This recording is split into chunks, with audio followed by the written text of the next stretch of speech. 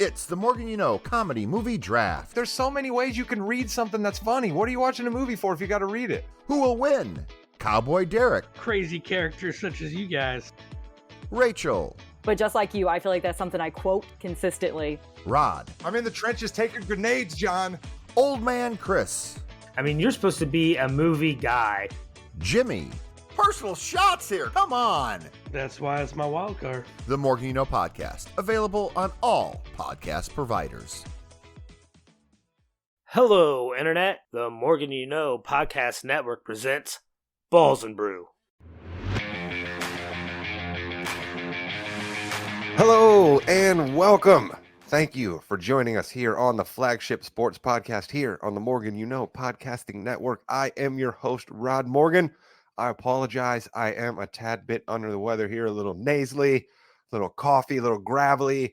I may lean on the executive producer of this podcast, a co-host here, a host on other podcasts. He's expertly able to step in at any moment if I have to mute my mic and blow my nose and cough. So Jimmy Jamriska, be ready, my friend. As if you don't have enough to do here on the podcasting network, you now have to be ready to be subbed in as possible host this evening because of a coughing fit by me. I apologize.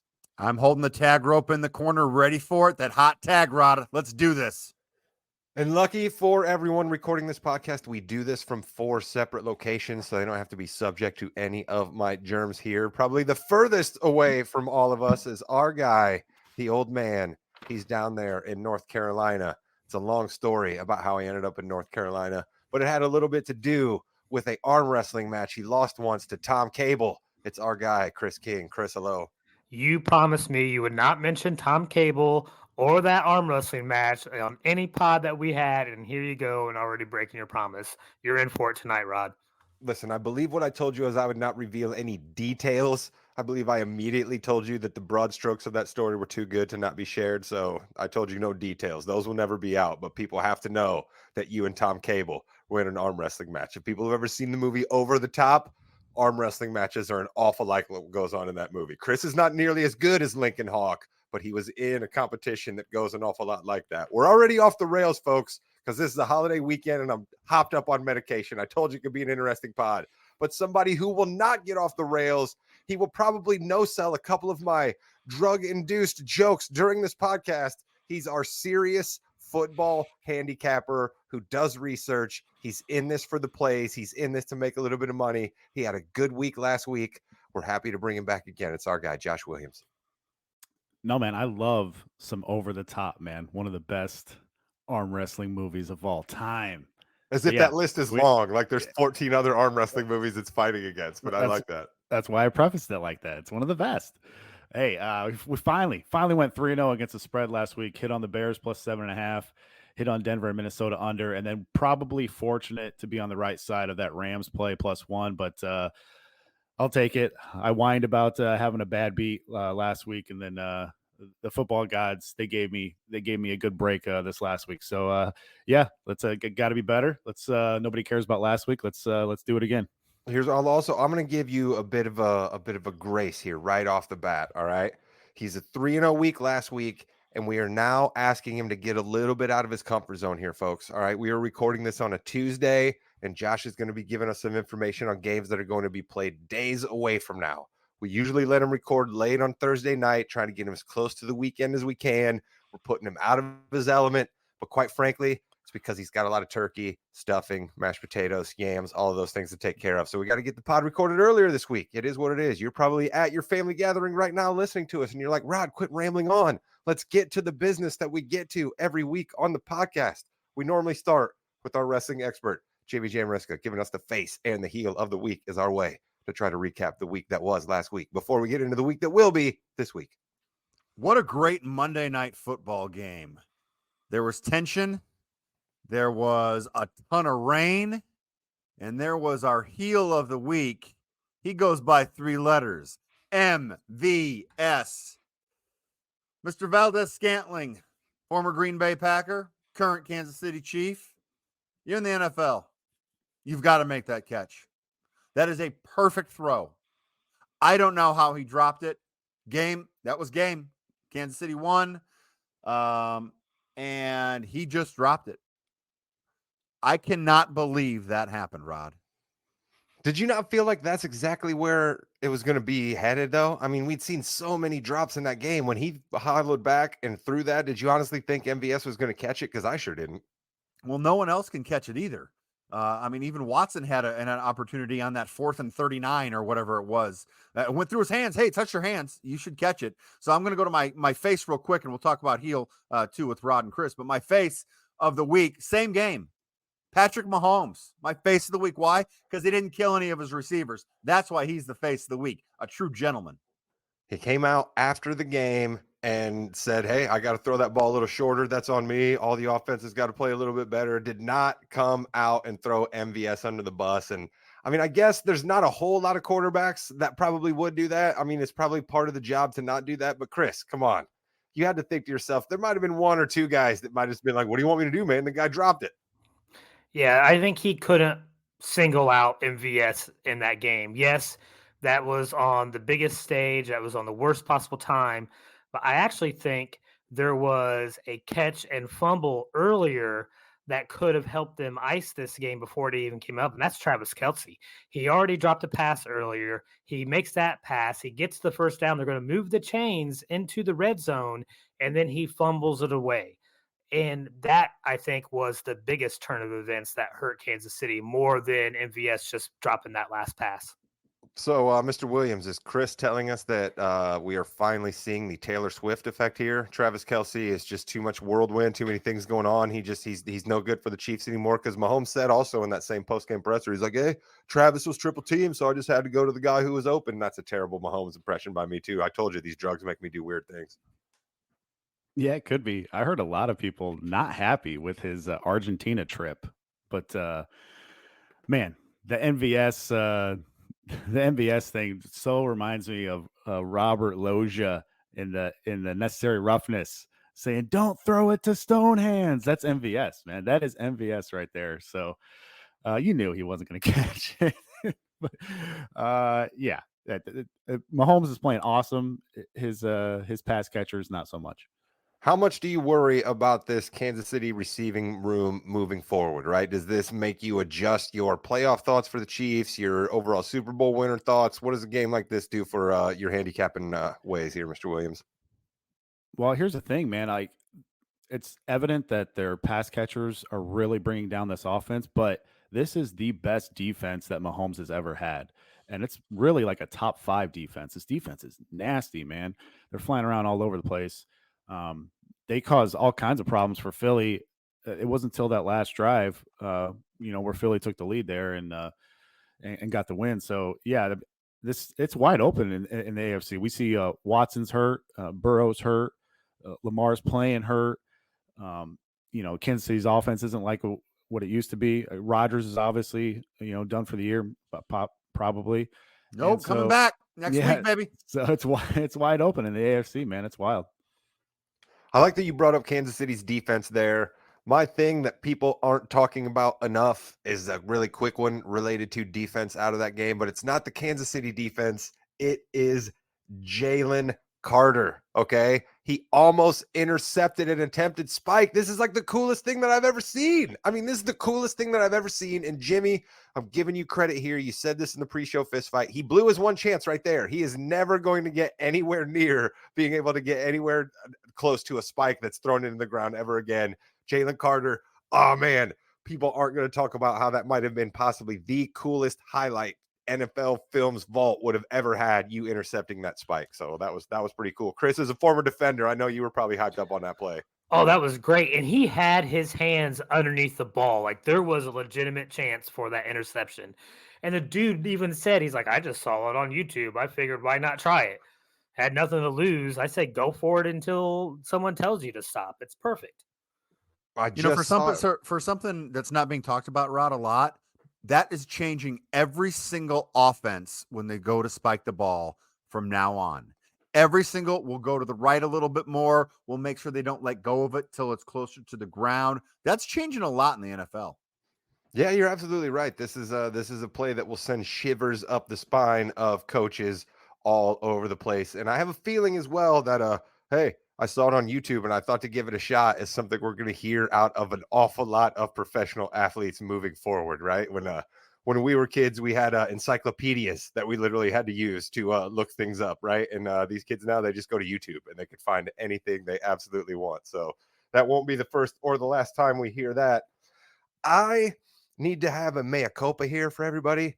I swore off the Pittsburgh Steelers. I said there was no reason to talk about this team ever on the podcast. I forbid Williams from making plays on the Steelers, but then they went and did something they haven't done since 1941, and that's relieve a coach of its duties during the season. Matt Canada finally out in Pittsburgh.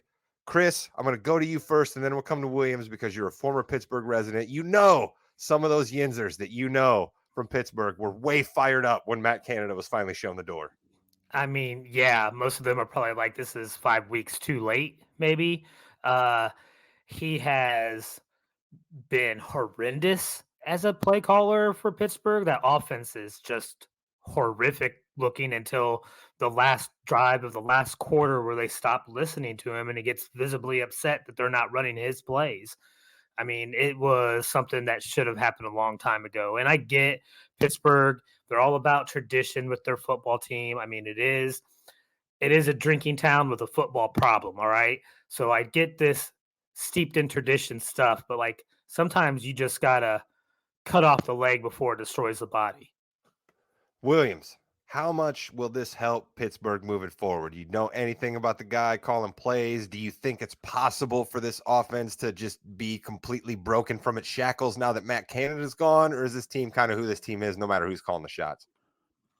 Well, we'll see, because Pickett has been real bad too, especially on throws past the sticks. Like, he hasn't even been close. But the thing that I think is going to improve is that they did not throw the ball at all in the middle of the field. And so what is Deontay Johnson's best attribute is getting open in the middle of the field. Selfishly, I hope that happens because I have him on one of my fantasy teams. But yeah, they have to get the ball into their playmakers' hands. More Johnson, more Pickens. Freiermuth is coming back. And now we saw Jalen Warren have only 9 carries last week. He had over 120 yards. This offense has a chance to be just decent. And with that defense, the Steelers can still make the playoffs here. I think you'll see a little bit of an uptick, yeah, I mean, we'll see. Anything's got to be better than Matt Canada. So, hey, Jimmy, do you think that the Steelers gave any thought to calling a recently disposed offensive coordinator from their fellow conference, the AFC, a guy who was actually calling plays for a top 10 offense, but for some reason was fired because of what the special teams did? Do you think the Steelers ever even considered that, or that's just too much of a shockwave during the season? That's too much of a shockwave. It's going from basic math to algebra in about a week and a half. So I think that might have been a little early for that. Maybe next year, though. Yeah, I was gonna say, if I'm Ken Dorsey, I might angle for that Pittsburgh job because of exactly what Chris said. If he can get on as the offensive coordinator there in Pittsburgh and it goes pretty well for a couple of years, he can stay in one location and not have to constantly move that family around. So that is my thing that I know about. We'll get to Chris's thing that he doesn't know, but let's do another couple of other big stories that are out there. One that broke just here on the podcast recording day today. It involves our Indianapolis Colts. So let's do the Colts check-in here, and let's go to our man in Indianapolis, Jimmy. Shaquille Leonard, no more. What happened? Yes, 6 years with the club. Listen, he's hurt a lot, and he gets paid a lot of money. And the Colts really aren't going to go anywhere this year, right? I mean, they're not going to make the playoffs. So you might as well release him, maybe have him sign with a contender and see what happens there. But really wasn't worth keeping him on, unfortunately. Loved in the community. He was at a soup kitchen helping the community when he got released, by the way. It's tough, but it's the NFL. Listen, if there's somebody in the NFL that knows optics, it's Jim Irsay, okay? He absolutely never does anything that makes him look bad, all right? This guy makes 100% spot-on PR decisions at all times. I don't know how in the world we would ever question him, but how dare you? How dare you say these Colts have no chance at the playoffs? We all know that that is complete false coming out of your mouth right now. This team has Gardner Minshew, who at this point with the quarterbacking level in the NFL in 2023 is probably a top 15 guy, all right? One of the better quarterbacks that could play for you in the playoffs is on this Colts team right now. You said it yourself. Leonard wasn't playing anymore. So how dare you, Jimmy, say these Colts don't have a chance at the playoffs? They're going nowhere. Shaq Leonard deserves to get on a contender. You, sir, are done on the Colts check-in. We'll come back to you for the Bears. Chris, you're a supposed Colts fan. What did you think of this move? I was a little upset. I mean, listen, I think we were all Leonard fans. I mean, he's been an all pro 3 different times. Rookie defensive player of the year, I believe his rookie season where he led the NFL in tackles. But it's true. Like they're paying him $18-19 million a year to play 60% of the time on defense. That's a lot of money. So I was sad to see him leave. I understand he is only guaranteed another $6 million this year, $6.5 million next year for injury. But it was sad. I mean, listen, I loved Shaquille Leonard. I loved him. I love Zaire Franklin, and I get why he's playing more, and that leaves Leonard as like the odd man out. But man, it was sad. On the other side, I hope my Cowboys pick him up. There you go. Let's get back to the stone cold X's and O's of it. But you're right. That's the tough part about being a fan, right? When you see a player you love go. I think you two gentlemen know better than anybody else. I get a lot of guff on this podcast for not liking baseball, but my basic essential reason for not liking baseball has a lot to do with Tom Ricketts, but it has a lot to do with Tom Ricketts getting rid of Javier Baez, Anthony Rizzo, and Chris Bryant, guys that I absolutely loved watching play baseball, and I saw bring a World Series to the Cubs for the first time in 100 years, and then he unceremoniously shipped them out of town. So I understand Colts fans are mad here, but let's not give up on the season like Jimmy tried to talk about, all right? We're still in this. The stinking Broncos are in the playoff race, for God's sakes, and we all saw how terrible they were. Let's go. We got 2 of the better running backs in the league. We still got a good defense, got a great play caller, and we got Uncle Rico Williams. Things are still okay in Indianapolis, no? Easy on that Bronco hate, man. The Colts do have an easy schedule, but I just don't trust that secondary. Okay, that's enough. We're not getting any more negative Colts Nah. talk then. Let's move on to negative talk about your Bears. All right, let's talk about your Bears then. You guys want to be haters. Let's be haters to your Bears team that absolutely coughed one up. They could have beat the NFL's glory boys, Jimmy. They could have beat those Lions, and your Bears coughed it up. What say you? We found out a lot about the Bears. We found out that Justin Fields is going to be their quarterback next year moving forward. I like that a lot. We found out that Matt Eberflus is not going to be their coach next year. He was playing not to lose. You could easily see that. Take the ball out of Justin Fields' hands and run twice up the middle. It was sad because the defense actually played pretty well. Obviously 3 interceptions is good. And I just, man, it's so disheartening that it doesn't even, you expect it, right? You expect that to happen with the Bears. I will say, I know Williams is going to say that his favorite Bear of all time is Mr. Darnell Wright, who preserved the cover for the Bears in that game, just for the record. That's right, Mr. Williams. We talked about how you were more excited for a Bears game because you had to play on it than you were just to watch your Bears play. Do you agree with Jimmy that Justin Fields needs to be the quarterback next year? Because I kind of think you don't. No, I don't. In the last decade, this is more of a Bear stat here. In the last decade, teams to lead by 10 plus points at any point and end the game plus 3 or more in the turnover margin were 363-8 straight up. The Bears lost that game. When Bears opponents have scored more than 20 points versus Fields, more than 20 points, they're 21-0. All 6 of Fields' wins have come with opponents scoring 20 points or less. Jimmy said it right. Luke Getsy is an absolute coward. What are you afraid of? This Detroit secondary is Swiss cheese. We said it last week. What does he do? He runs it up the middle 2 times and then has Fields throw it 70 yards down the field, overthrows Scott. They have to punt the ball back to Detroit, and by then the defense is gassed. Yeah, I'll have more on the Bears later. Here's one of our picks, but I do not agree with Jimmy. Look at Williams not giving everything away, almost like he's an experienced podcaster at this point. I love it. All right, we've done my thing people aren't talking about. Jimmy's got his face and heel out of the way. We did a Colts and Bears check-in. That leaves us with our guy in North Carolina, Chris King, to tell us something that he doesn't know. And it's a familiar subject here on the Morgan Podcasting Network, this team that's going to come up, I believe. Yeah, it is a familiar subject, unfortunately. I did want to ask, why does God hate the Chargers? Because that was atrocious this weekend. But instead I'm going to ask, and I guess this is more for Williams because I know he already has a hatred for this guy. Why is Nathaniel Hackett not giving the ball to Brees Hall? And the reason I'm bringing this up is, do you guys know that the only offensive player to score a touchdown since October 1st is Brees Hall? If he's the only guy producing for you on offense, why not give him the ball all the time? You mean the only guy scoring for the Jets, right? Because clearly there's been Yes. touchdowns in the NFL since October. Yeah, no, I'm talking strictly for the Jets Okay, and I just Mr. Nathaniel Hackett's horrible job of coaching. Yeah, I guess he finally got smart and is benching Zach Wilson, but like, why did you wait this long?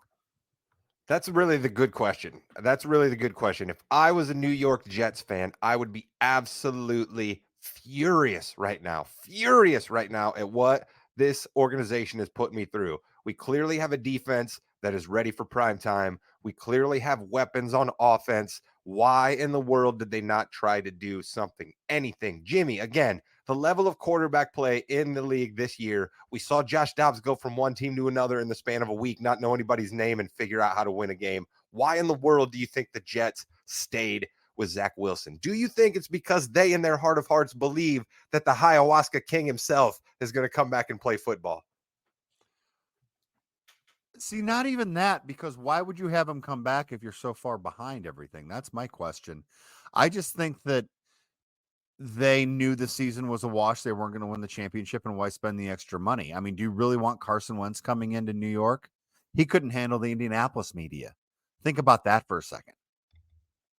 That's a very good point. We forget this sometimes, that it's easy for us fans to say spend that money, but at some point someone's got to actually spend that money. And, we don't want to think about it very often, but it's definitely very possible that the Jets owner said to himself, you know what? Nah, that's money that I'm not spending at this point right now. Money that you may have already spent based on some information from our guy Josh Williams in futures market watch. We're going to numbers for you right now before we get Williams's picks for this week. Go back real quick here. Chargers, 19th loss by 3 points or less in the last 5 years last week. That's the most in the league. And yeah, Nathaniel, don't call me Buddy Hackett, just terrible. He has no clue. I tried to tell everybody last year that Russ was not cooked, that it was Nathaniel Hackett's fault. And that was a tough thing to tell everybody, because Russ looked like he was terrible. And I was like, there's no way he's this cooked. It has to be Hackett. Turns out, yeah, it was Hackett. So they need to give the ball to Brees Hall more. Chargers in a lot of trouble. Jets in a lot of trouble. Hold on a second. I'm not going to sidetrack the whole podcast here, because we got many other things we want to do tonight. Mhm. But really, you're telling me Russell Wilson isn't cooked? I'm not going to deny you that your Broncos are winning games, and for some reason you're on this string, but he is terrible. Come on, you're not going to tell me that dude's actually playing good football right now. You're not trying to come on here and tell our listeners that, are you? Wait, I got this, Williams, because Rod, you already said it. The quarterback play in the NFL has dropped significantly, which means Russell Wilson, by not turning the ball over and throwing touchdowns, is one of your better quarterbacks in the NFL this year. Congratulations, Denver. You get a C on a curve. Wonderful. Did you see the throw that he made, though, to Sutton on that Monday night game? That was unbelievable. If that was It was Mahomes to wobbling Kelce, everywhere. That was all about the catch. Come on. If that wasn't Russ, we wouldn't have been giving the quarterback any credit whatsoever. If that was Tyson Bagent, that he wouldn't have gotten any credit whatsoever. It would have been all about the receiver. Peyton used to throw ducks all the time, and they were still caught, and he was still throwing beautiful passes. Who was Peyton throwing those ducks to? Marvin Harrison, Reggie Wayne, Brandon Stokely. All right, these are pretty good receivers. I rest my case. Yeah, if that was Mahomes to Kelce, we would be seeing that for the next 10 years, that pass and catch. But anyway, updates on futures markets. We gave out Denver plus 550 to make the playoffs last week. They are down to plus 270 currently, so doing all right there. We gave out the Dolphins to snatch that 1 seed at 5-1 a couple weeks ago. That's down to plus 370. and looking a little bit better now that the Chiefs lost. This one pains me. We gave out Joe Burrow to win the MVP about a month ago at 50-1. He got down to as low as 7-1 behind that wrist injury last Thursday night. Man, what a bummer. We had some real quality CLV there, some closing line value. Damn, that would have been a tremendous sweat down the stretch. I think it's wide open. I think let's stop there for actually, Williams. yeah. I forgot about that. Let's stop there for a quick second. We should probably address Joe Burrow because we have a big time Joey Burrow fan on this podcast. Chris King, you should probably weigh in here real quick. Yeah. What were your thoughts when your guy went down? It made me sad. I mean, listen, I was rooting for the Bengals all year. I stood behind them when they got off to that slow start. They were starting to turn it around. Even if we still would have lost to the Ravens after on Thursday night without him getting hurt, that still would have pushed us back. But the AFC was still wide open, but not anymore. I mean, you don't have Joey Burr, and that means that everything from the quarterback to the receivers is all going to be off timed again. So it's not going to be the same offense. And I think the Bengals season is lost now. Listen to that. Chris is so sad about the Joey Burrow injury that he forgot to just say that he was sad. And he just immediately started going into what Cincinnati was going to do on offense. That is a man who was ready to get into Williams's picks for this week. Josh, what do you got for us? Who's first game? Saints, Falcons? Is that what we're going to go with? We're going to start with the big time, the big boys right off the top, huh? Oh, yeah. Let's go Falcons +1, -115 on DK. We're doubling down here. The Falcons have to get this offense going off the bye, right? Right? I mean, this is a put up or shut up time for Arthur Smith and this Falcons offense. There's so much untapped potential here with the super talented trio of Bijan Robinson, Kyle Pitts, and Drake London. You got the Saints. Derek Carr is still in concussion protocol. His shoulder is banged up. Can you really count on Jameis to not throw a crucial pick in what is projected to be a close divisional matchup? The Saints have Michael Thomas now in IR. They'll be without their top corner, Marshawn Lattimore, in this game, who is quietly having a really good year.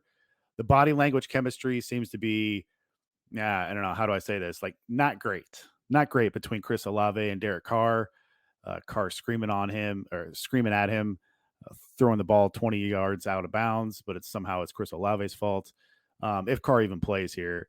This is a home game for the Falcons. They've let 2 get away here recently with the 4th and 7 play where they let Dobbs pick up that first down late for the Vikings and couldn't recover.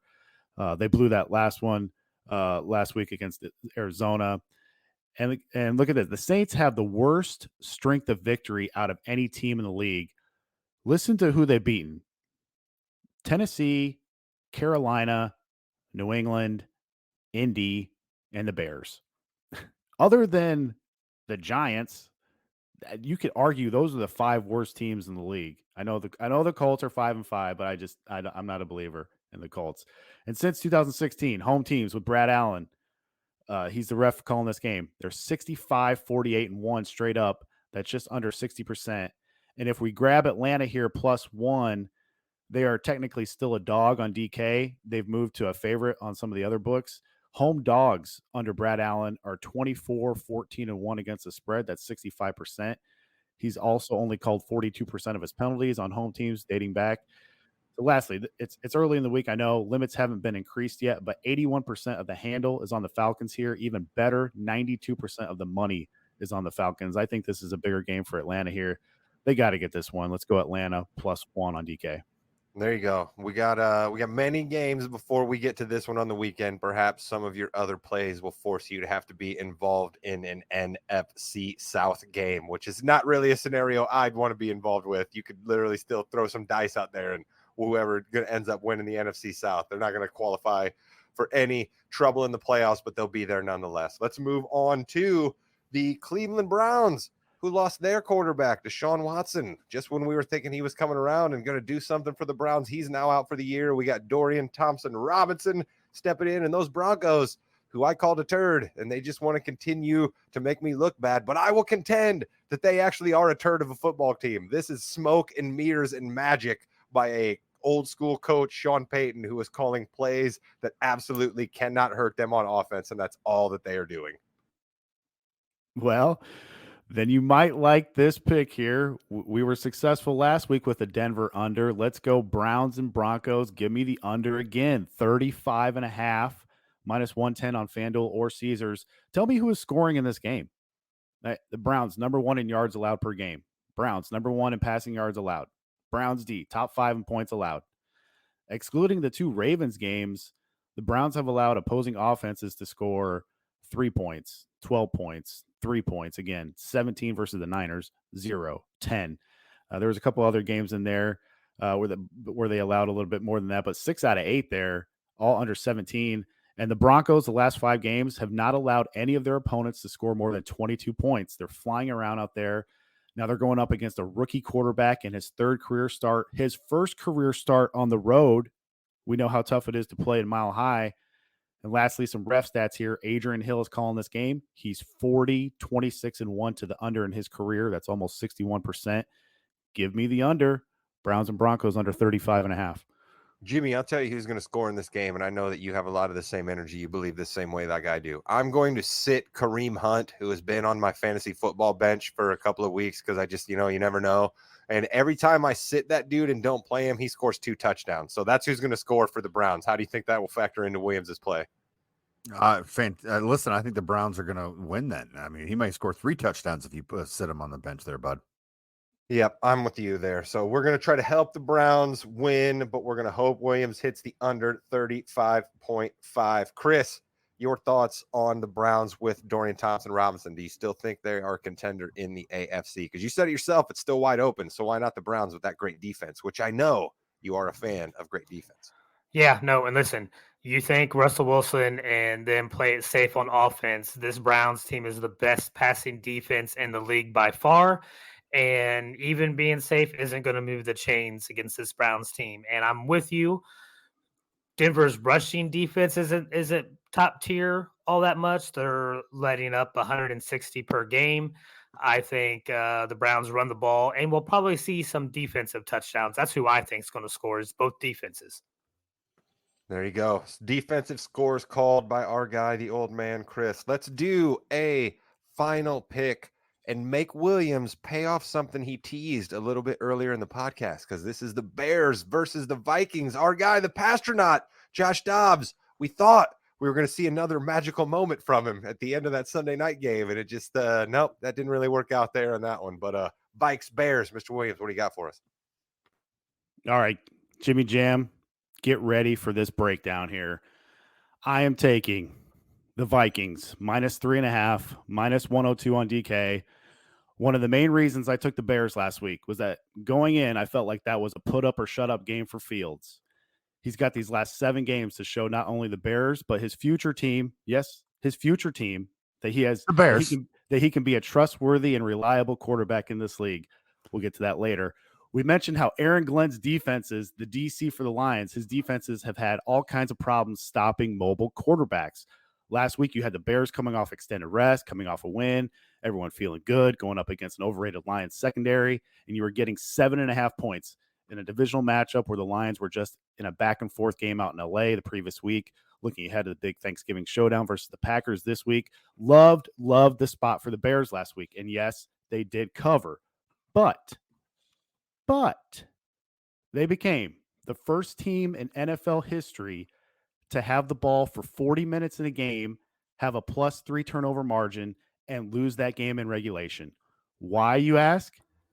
Because Justin Fields premature gloated. Yes, Jimmy Jam, I'm pulling out the old double-deck euchre lingo from the Ball State days.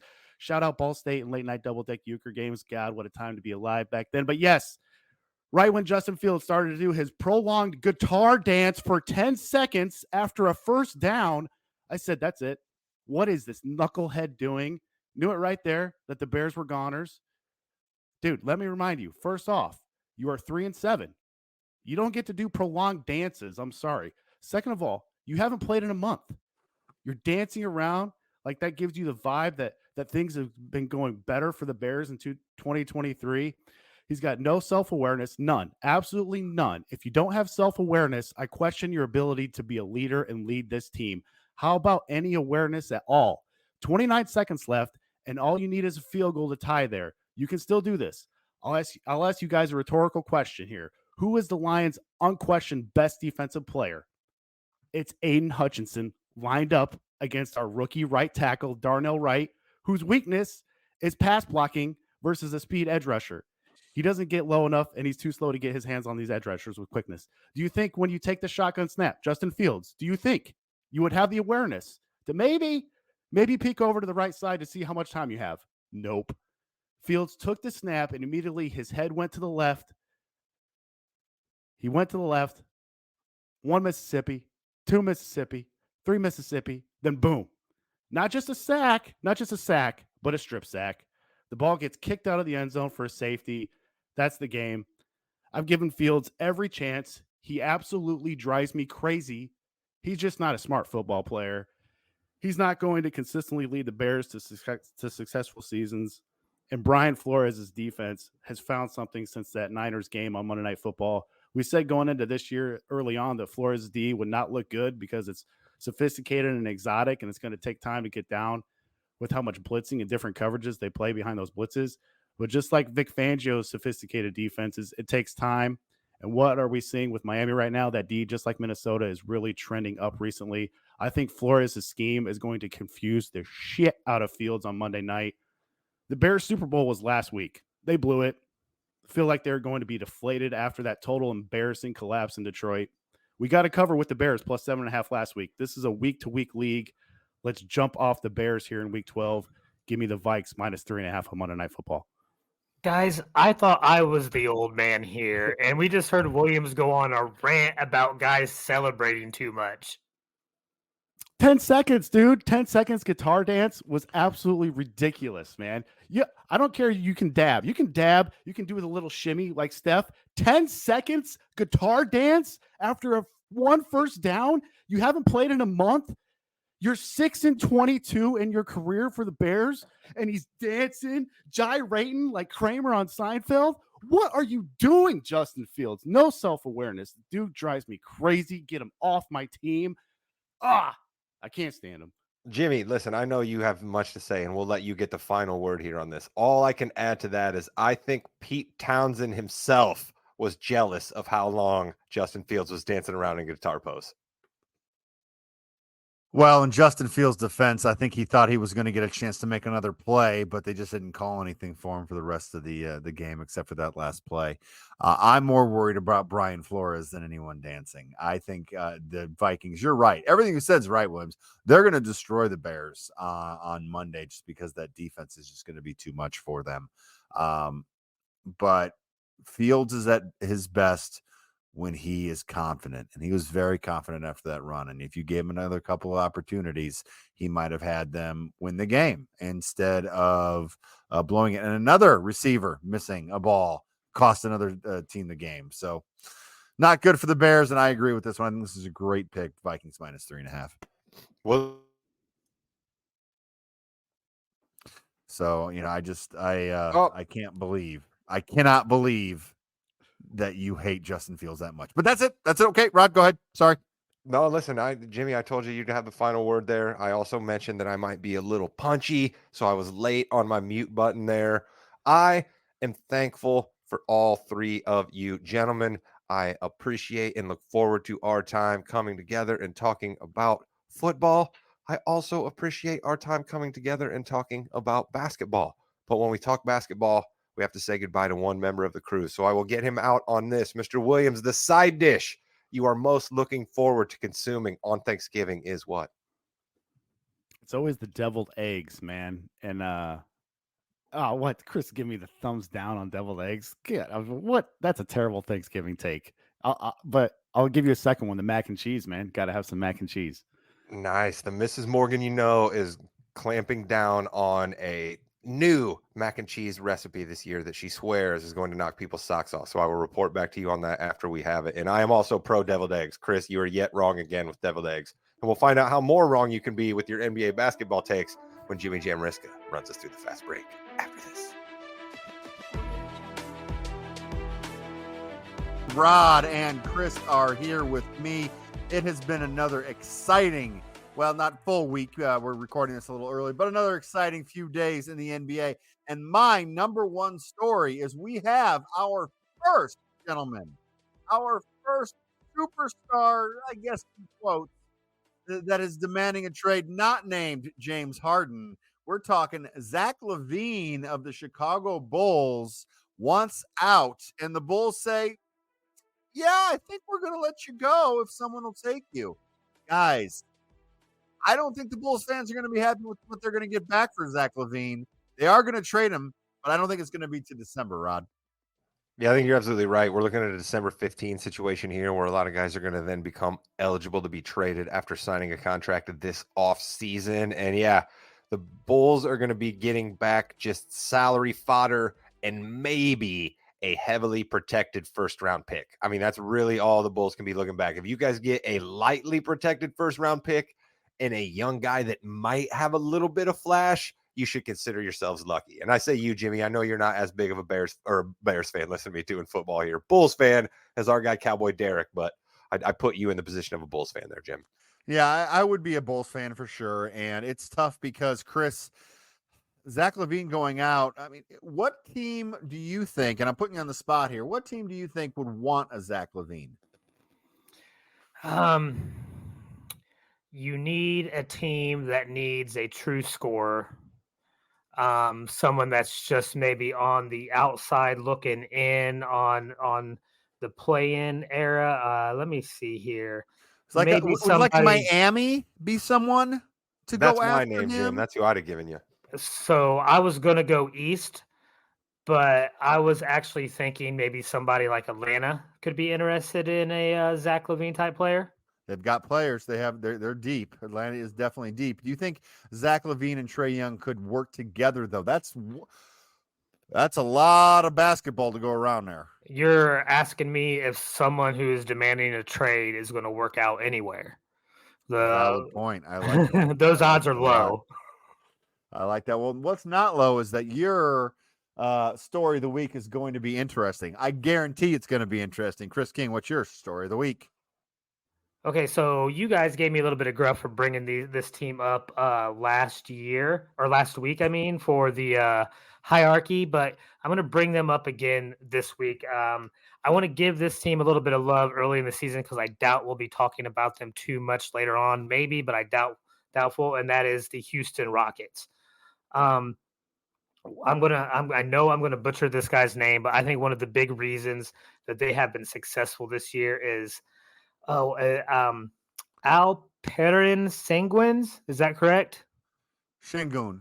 Okay. That's ridiculous. Yeah. No, you're fine.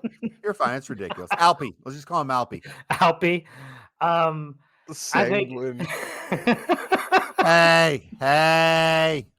Listen, Udoka's decision to essentially run the offense through him right? has really legitimized this team as a cohesive offense. They seem to be running their offenses a lot smoother going through him. His numbers have skyrocketed. I just want to give him a little bit of credit. It's a guy that not a lot of people are talking about early in the year, but I think he's a good reason why Houston is playing as well as they are. Rod, Houston 6-6 overall as of this recording, 0-5 at home. Do you think this new strategy is working out, especially with the young scorers they have on their team? Jimmy, listen, you know me better than anybody else out there. You've known me since I was a third grader. All right. I'm nothing if not always about myself. So I just look at this Houston Rockets team and I just am mad that Ime Udoka is their coach, right? I mean, I'm just mad that he is their coach because Boston, I love them. They have a very talented roster, but I'm not sure that their coach is going to lead them to the promised land. And this guy Udoka has a much less talented roster in Houston, a place that was a dumpster fire, as Chris alluded to, for the last couple of years. He's got them turned around in just 1 year, and he's doing it with a guy that Memphis said, no, thank you, get out of town. You can't help us at all. Their culture is completely falling apart, and he's doing it with another guy that the Toronto Raptors said, you know what? We don't need to trade you for an asset. We don't need to try to re-sign you. You can just walk, my man. These two guys come to Houston. Udoka says Heisman to James Harden, another very smart decision he made, and the Rockets have turned around. And so, Jimmy, I just look at the Rockets and I'm mad that he's not coaching my Boston Celtics. It's amazing how the Rockets have done a 180 this year, and there are two stories. There's the full podcast on what the Raptors' thinking is with not trading anyone and then just losing them for nothing, and then there's the podcast where Udoka is still a Celtics coach and everything else happened the same thing. They may never lose a game again, and I really, really like that. But what I also like, Rod, is your story of the week. My story of the week is I'm going to reference our guy Williams here one more time. He talks about ref stats quite often on the football portion of this podcast. NBA refs this year, a little out of control. All right. Yikes. We don't know their names as well because a lot of people have been forced up into the system. A lot of the guys that we know have moved on to be in Secaucus at the replay center, oversee referees, or just straight up retired. We are seeing quick whistles. We are seeing bad whistles. And none worse than what we saw in Detroit the other night. Michael, gets run. Whoa, all three of them. Yeah, he gets run in the first quarter, okay? And then 8, 9, 10 minutes into the game later, before halftime, Jokic gets run with his second technical foul. We saw Giannis get run a few weeks back. Nobody's come into the arena to see these referees, all right? Let's calm down, guys. I get that you're trying to establish that you can't be pushed around by these guys and you're new into the league and you got to make calls, but no one wants the Stars to get run. No one in Detroit showed up to watch that Detroit team, but they showed up the other night to watch the NBA champions and Nikola Jokic. You ran him at halftime. The Pistons are so terrible, they still lost that basketball game. Jokic, the NBA refs are a little out of control this year, Jimmy. They are. It's so ridiculous. Having Giannis thrown out of a game, and he's like, what did I do here? Chris King, I'm sure you love this, don't you? It is wildly inconsistent even during the games for what they call, and that's what my biggest problem is. And Rod's not wrong. You do not go to a Pistons game to watch the Pistons, all right? Ain't no one buying tickets because Jordan Ivey is going to start that night, okay? They are buying tickets when sorry, Jaden Ivey. Sorry, Jimmy. They are buying tickets for the Joker. They are buying tickets for when Giannis comes to town. They are buying tickets when the Lakers come to town or when Golden State comes to town. You're going to run these guys off the court before the halftime. People are going to stop going to these games. The NBA has to realize this is an issue. They do. And I do want to get this out here. You got about 9.5 seconds, Rod, until this is not going to be the case anymore. But our picks for best records of this week, or this week's standings, are Chris King. You've got 66 total wins so far. Good job. Not good enough. Jimmy has 67 total wins so far. Good job. Not enough. Rod, 68 total wins by one. I think my Cavs are going to beat your 76ers, though, in about 9 seconds. So we'll see what happens. Yeah, it does look like that is going to happen. So you and I will still be battling it out here. I think really what makes me most happy about this is that Chris is losing. I think really that makes me most happy. If you or I win, I don't think it much matters. But as long as Chris loses, I'll be happy with the whole affair. I mean, it is still real early in the season, and we are all completely just 2 games apart from first to worst. So it's not a runaway yet. I haven't had to change the Pistons in a few weeks. I love a happy Rod. Rod being happy is my have to do something about this situation. The momentum is dying. I don't understand. No more distractions. But I do believe we should all follow one path in life. Hubris and ego and pride. Sorry, all that was a complete lie. All right, I'm going to raise a bit of an alarm here, all right? And I could be confused as concern trolling here. I could be confused as trying a reverse jinx. I could be confused of being a little too worrisome, gripping the bat handle too tight at the beginning of the year. All be guilty on all of those. I'm still going to say what I'm going to say right here, all right? Jaylen Brown, my man in Boston. You're actually not really my man, okay? I believe in my heart of hearts that you didn't fully deserve the biggest contract in the history of the NBA. I think when the history books are written, we will look back upon 4 or 5 different names that were hurt or messed and embroiled in some sort of trade scenario, whatever last year that kept them from being able to be all NBA. You cracked onto the third team, got an over $300 million contract, and you do not pass the basketball. You may be the biggest black hole in all of the NBA, and you really get no credit for it. Everybody talks about how you dribble the ball away and you have more turnovers, and sometimes you play tough defense. No, the problem with Jaylen Brown is there is no offense when the ball goes to him. You can see it. If you watch a Boston Celtics game, you will see every single teammate out on the court with Jaylen Brown is hesitant to pass him the ball because they know when it goes to Jaylen Brown, it's going nowhere else. He's going to dribble into the paint. He's going to try to post. He's going to fade away. He's going to shoot a three-pointer. He's going to drive to the basket. He's definitely not going to pass it to somebody else for a catch-and-shoot opportunity. He's definitely not going to try to swing it to the other side to get the defense moving, so maybe it could come back to him on an easier shot. He's absolutely a black hole trying to take terrible shots all the time. And Joe Mazzulla, real quick, you were thought of here, my man. You have something in your arsenal as an NBA head coach. It's called a timeout. Think about it every once in a while. Rod, that was a very nice Rod Damnation. Missoula's never going to use a timeout. I don't know why people are still freaking out about it yet. All last year and you've all this year.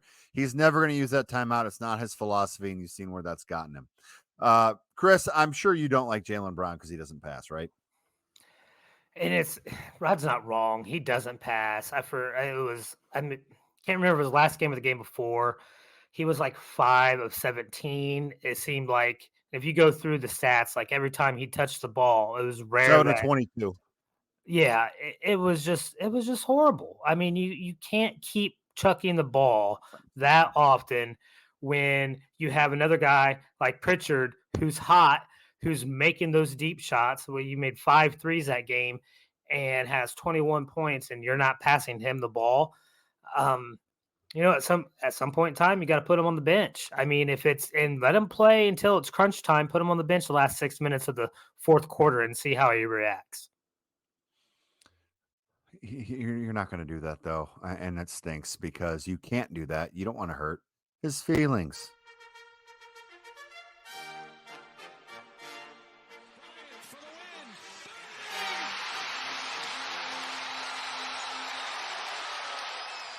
Hold on one second, Jimmy. I thought about this long and hard since last week. We have to stress at the beginning of this is the hardwood hierarchy of the week. Of the week.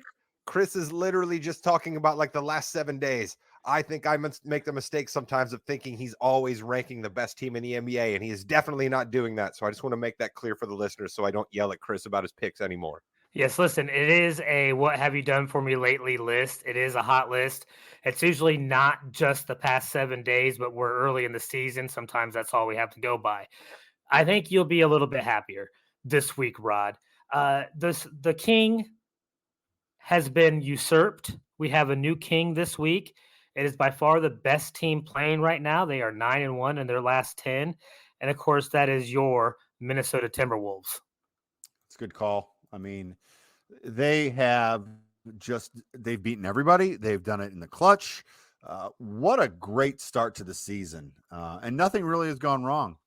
Well, one fight.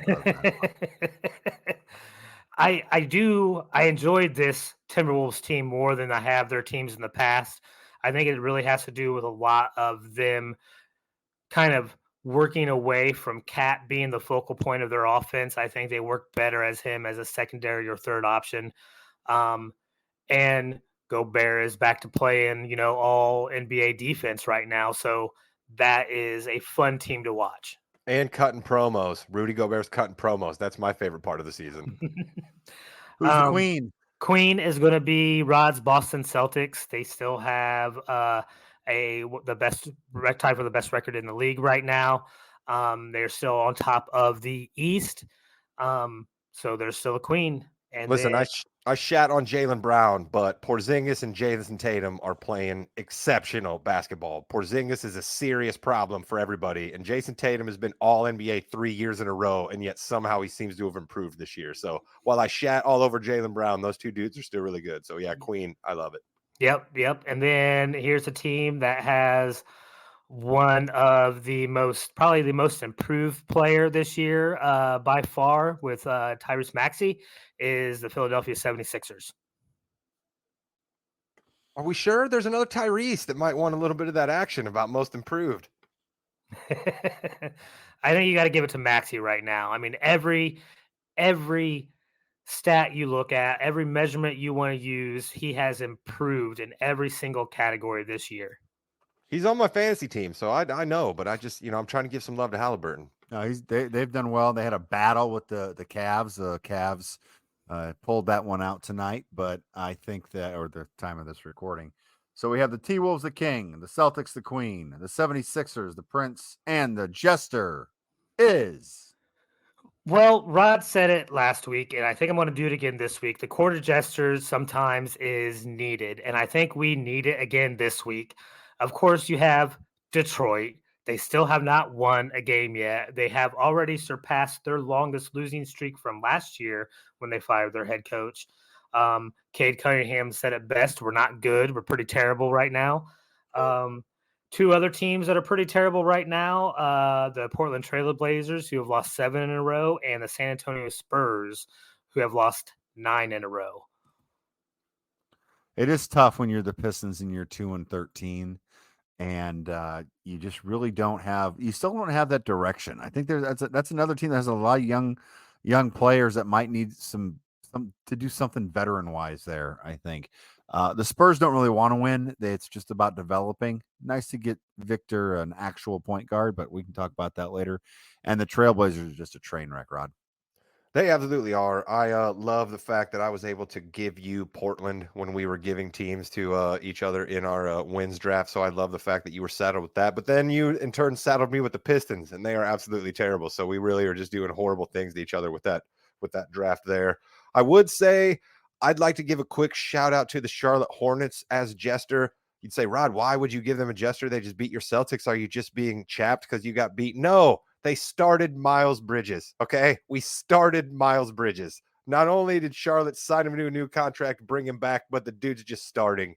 And you could see it. You really could see it in the crowd. He'd make a play, and even the Charlotte fans didn't quite know what to say for themselves. Hit a big 3 at the end of the game, and everybody cheered that. But Jester, boo to you, Charlotte Hornets, Miles Bridges, already back starting.